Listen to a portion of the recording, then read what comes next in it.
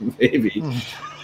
Welcome to today's episode of My Whiskey Den. As always, we have Mad Max in South Carolina and Mike. He's just playing Mike in Kansas City.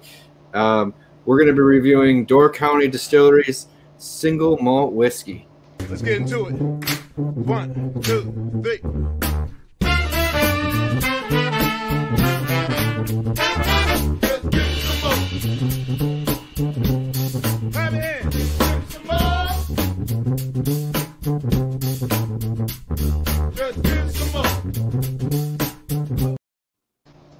All right, and welcome back. And a couple of things about this actual distillery. They actually share a home with a winery. There was Door Peninsula Winery that was in the site first, and they added on the distillery about 2011. Sorry, got caught up there. Sorry about that. And I had gone to the winery plenty of times. It's kind of a big staple up in Door County. If people don't know anything about Door County, Wisconsin, it is like a really nice kind of vacation hub for a lot of places. Kind of a really nice kind of relaxed, kind of laid back feel with a nice atmosphere to it. It's a big vacation spot in the summer. So this Door Peninsula Winery / Distillery is one of the places I would say you do actually want to stop along the way driving through there, because not only do they have several types of wine, and I think I talked with Mike and Ben about this. They have the crack of wine, Concord grape wine, it's just grape juice. It's a crack of wine. It's legitimate. A bottle will be gone. You don't know what happened. They have several other kind of fruit varietals, as well as some of the actual like kind of standard releases, white Merlot, kind of other stuff like that. But you do get to try a lot of the different stuff there. Get to try some of the actual liquors that they make. But also on the main floor, they have other businesses from Door County. Like there's the oilery where you get to try different types of olive oil that they create. Basically, different unique food stuff that they have kind of all in one spot where you can try stuff. So it is really worth kind of a stop in if you're driving through Door County or staying a night. It's worth stopping in there. That being said, we're going to jump back into the distillery part of it, where they are. If you look on the bottle, it says they're in Egg Harbor, which is a little bit north of Carsville. And if you look on Google, it says it's in Sturgeon Bay, which is a little bit south of Carlsville. They're actually in Carlsville, but I get why it's not there, because there's like 4 buildings, and that's the cross section of the city, or the little mini township. So they're kind of like the little main hub. There's a little coffee shop and some over here and a restaurant here, and that's all there is to the 4-way. But so that's why they're kind of, I think it's a little misleading when they're saying you're 20 miles north or 20 miles south of there. But they're kind of dead center of it, but you know the way post offices work. So once we get into it, Kyle Thomas is the head distiller and has been for about 7-8 years. They've been creating vodka, a bunch of different types of vodka. A lot of people do gin like they do. And they do a bourbon, a rye, and a single malt. The single malt is what we're going to be talking about tonight. It is 100% barley, only aged 1.5 to 2 years in a barrel. They will be releasing some 5 and 10-year-old stuff in the future, as a thought, and they're also going to be working on some finishing techniques over the next year or two as well, too. So kind of get it to the certain point and then finish in a different barrel. We'll see what comes out of that. That being said, let's jump into some smells and tastes, and I'm going to kick it over because I rambled again. Go figure.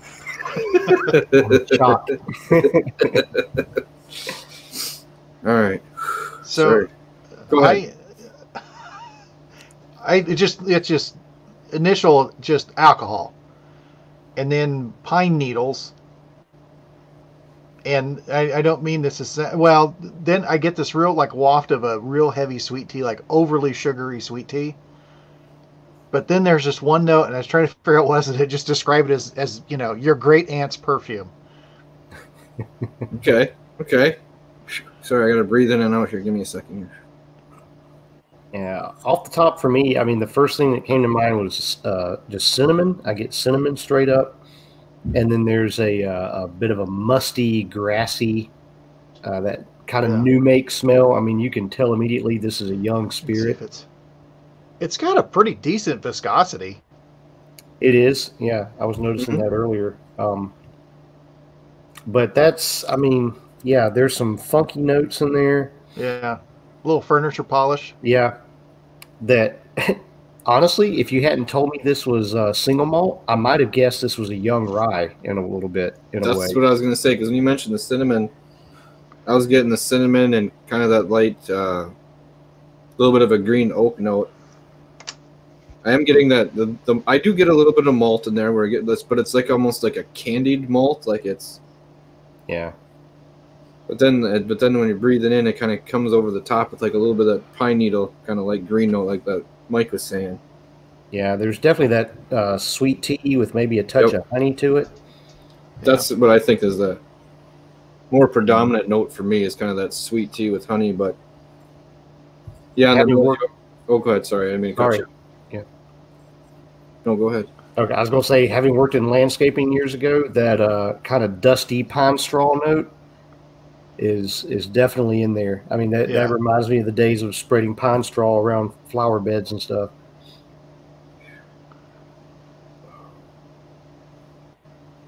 It's brighter than I would expect for a single malt, but I guess at 1.5, 2 years, you're not getting too far into it. But on that, and I am getting a little bit of alcohol on the back end of it. I'm getting the kind of alcohol, ethanol-y note. Yeah. Like the other stuff is up front, but behind it, once it all kind of lofts in, then you start getting the alcohol note in it. So let's take a taste here.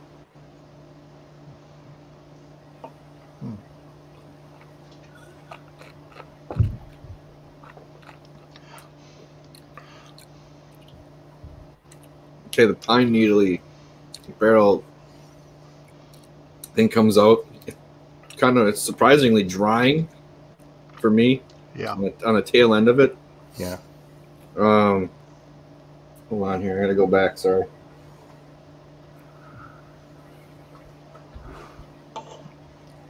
It's very watery. It's only 40%. It's not higher than that. Just kind of the base 40.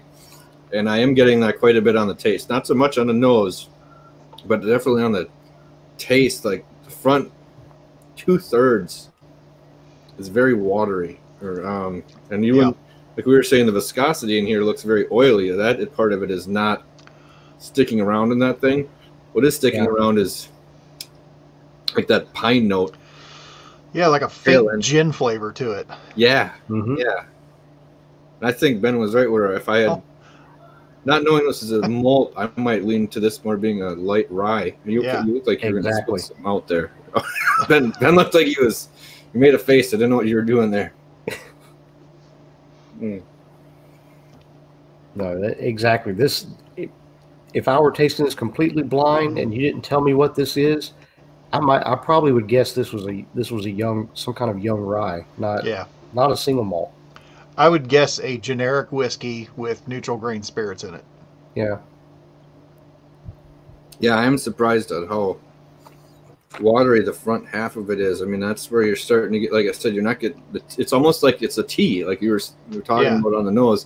It's almost like a light tea on the first part of it, and then it kind of stretches out and gets piney. There's like a sweet note in there as well too, halfway through, like a light honey for me, but it's pretty light. The tea note is the more black, like a light black tea, like a thinned out one. It's kind of more the flavor note, and then it goes kind of piney. Yeah.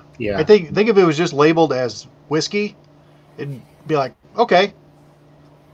But like you said, it's like, well, it's malt, so you're trying to find malt. No, it doesn't smell or taste like malt. So are they distilling this there on site? Yes, that's what I was told, is that they are distilling on site.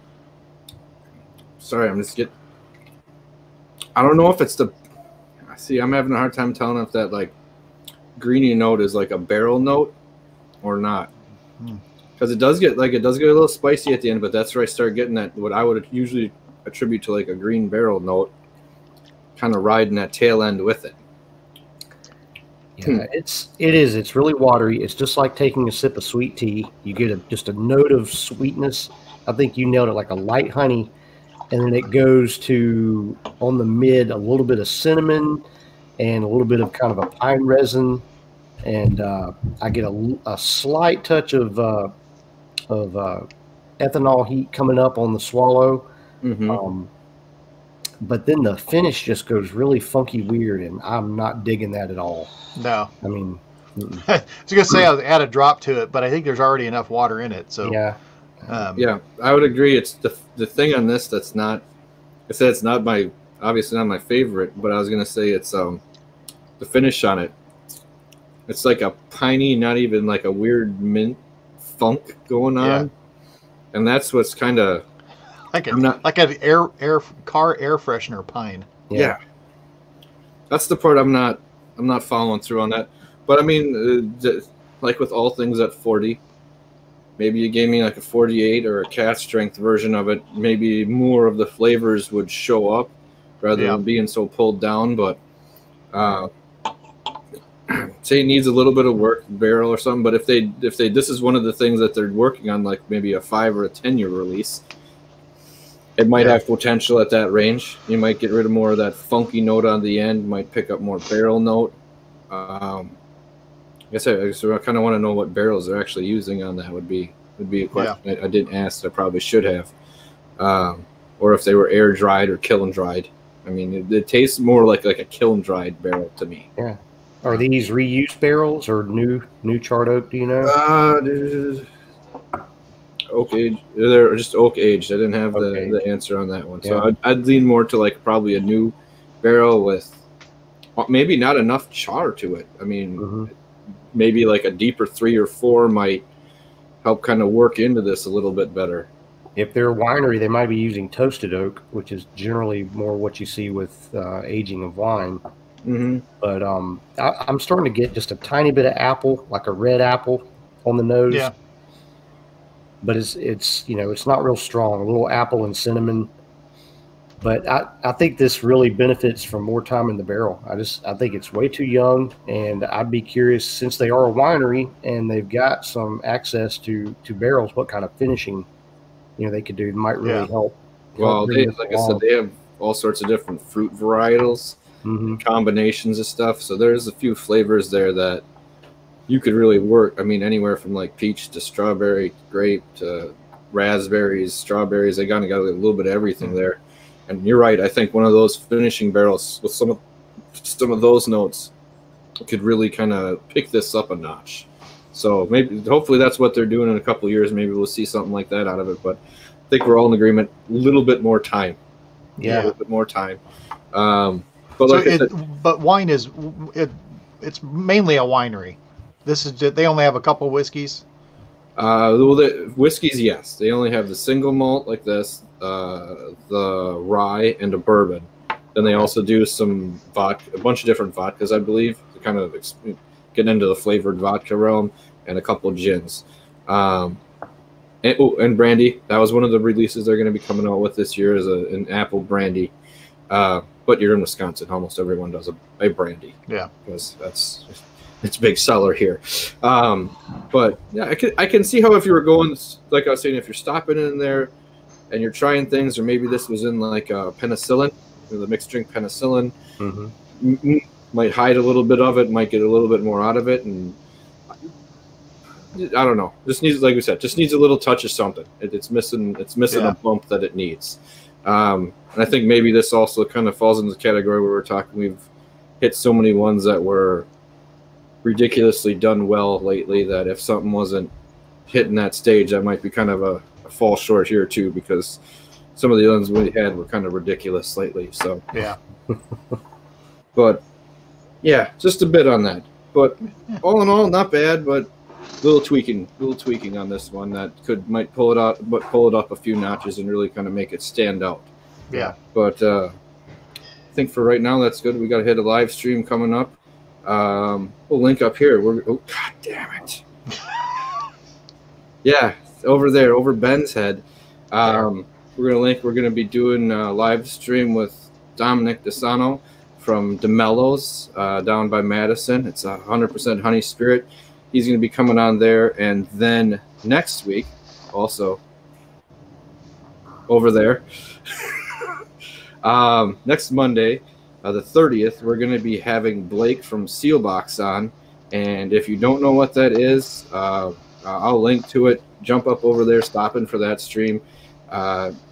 He basically started a website where he goes out and finds really unique craft distillers and then tells their story and brings their product to the people. And could I say easily, we have all at least found a few bottles that have been kind of sleepy giants from there. Blake does a very good job of researching and finding some of them. He was also just on they just did a show where I'm gonna have to find it. I forgot his name. I'm gonna screw it up. Freddie Minnicky? Fred Minnick. Yes. Yep. Yeah. On last Friday, he did a review of just like a set of seal box that he had gotten and tried to find out what was the best bourbon out of all of them. And well, Rua was hiding in there. It's kind of his favorite, so he kind of set that aside. It was a Scott. Obviously, the single malt. He set that one aside. That one was his favorite. Then he went through, and the next one to come up as his favorite bourbon was the Lee St. Clair from the Spirits of French Lick. And if you're not familiar with that, you should be. That is the home of Larry Bird. I mean, come on, everyone. You should know that. Basketball Jesus. Basketball Jesus. But that one is a wonderful blend of corn, wheat, oats, and barley. And I found that one surprisingly drinkable with a lot of unique stuff going on in that. So we'll be looking at that one ourselves here in a couple of weeks when we do a review for them. And at some point we're going to be having Alan and Jolie on to talk about their stuff. And that's the head distiller. He's doing some really neat stuff with some Arnold Palmer wheat, Arnold Palmer corn. Sorry, too many different grains. Damn it, that's the problem with this. And everyone's using different stuff, so sometimes the strands in old Duder's head get kind of crossed up there. But it's can't wait to have them on because I was really surprised by that. So I think that's good for this episode. Everyone out there, look forward to what we're doing. Stop in. Remember to hit the like, subscribe button, and also comment. Talk to us. Tell us about what you're thinking. What should we do different? What should we do better? I'm not going to say we listen to you, but, we want to know. And from our den to yours, remember, it's not the size of the den that matters. It's the love of the whiskey. Cheers, everybody. Cheers. Cheers. Let's get into it. 1, 2, 3.